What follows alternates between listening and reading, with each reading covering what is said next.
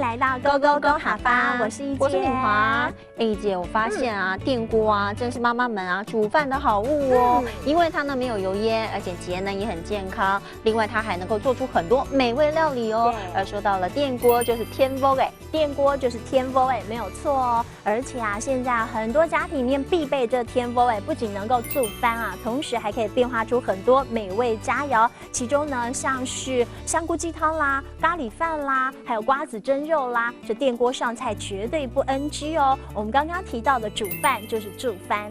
做饭就是煮饭了，那我觉得呢，上班族啦，还有妈妈呢，一定要准备电锅，不然上班回家之后呢，还要守在瓦斯炉前煮饭，哎，这真的很辛苦哎。说到上班就是怂班，上班就是怂班。那么在这边呢，要教给大家一整句话，就是电锅也能做出丰富料理。这句话应该要说的是：天锅诶，没做会出澎湃嘅料理。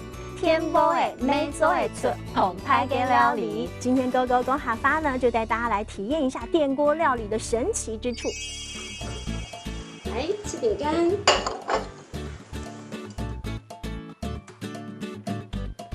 哎，妈妈5点多了，要不要我帮你做饭？不用，我已经准备好了，待会电锅按一下就好了。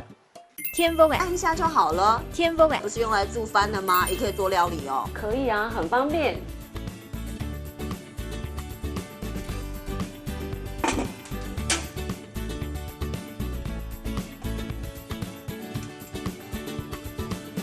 哇，天锅诶，对啊，真的是很方便呢。不错吧？来喝看看。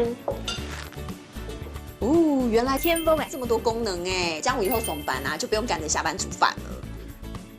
现在是不是要尊敬称呼一声电锅料理达人了呢？没错，因为我觉得啊，这个电锅啊料理真的是非常的方便，一直按下就 OK 咯。所以赶紧帮大家复习一下今天教给大家的客家话。首先就是天锅诶。天锅就是电锅了。那天锅呢，除了用来煮饭，其实也可以料理很多美味佳肴哦。而煮饭就是助翻，助翻啊要能够顺利，上班妇女就不能少电锅哦。我们上班就叫做怂班，上班就是怂班了。今天帮大家复习的一整句话就是电锅也能做丰富料理。这句话应该要说的是天锅诶，没做会出澎湃嘅料理。天锅诶，没做会出澎湃嘅料理。今天勾勾勾哈发呢，就带大家来看看这个电锅料理到底有多神奇了。我们下次见，拜拜。